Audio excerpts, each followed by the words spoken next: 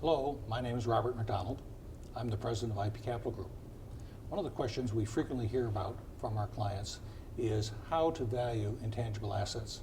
Here to talk about that, a very important subject, is Adam Bulakowski, one of our great senior managers. Adam? Thanks, Robert.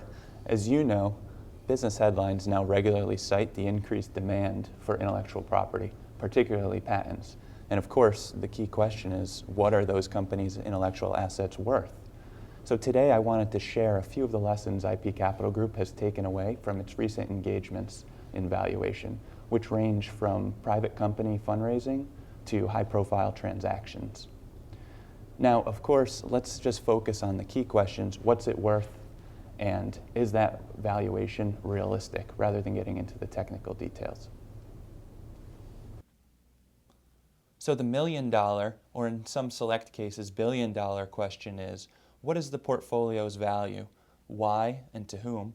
And how can I actually create realistic value expectations? Let's start with number one. What is the portfolio's value? Why and to whom? Of course, value is a broad term. To be specific about the definition, I mean the incremental economic benefit provided by the intellectual property, less costs. Of course, IP creates value in different ways depending on internal and external forces. Like other assets, the value of IP is what a buyer is willing to pay, given his or her perception of the IP's benefit and the changing external environment. To whom does the IP have value and why? For one company, the value of IP may be primarily based on out-licensing potential. Another company might use that same portfolio primarily for counter-assertion.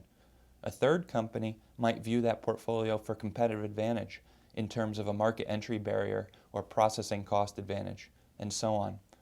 The logical next step is communicating and ultimately realizing that value.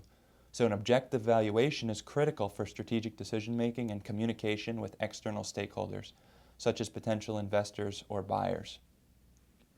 So can you create realistic value expectations? It's probably no surprise that fewer than 1 in 10 granted patents have real commercial value, but somehow more than 9 out of 10 patent holders believe they're sitting on billion-dollar assets. So a few suggestions for reconciling that discrepancy. An income-based valuation approach, or a DCF model, is a key tool, but it's often populated with fanciful assumptions. So when possible, the income output should be compared with research and analysis of market comparable transactions. Are headline results like the Nortel auction really comparable?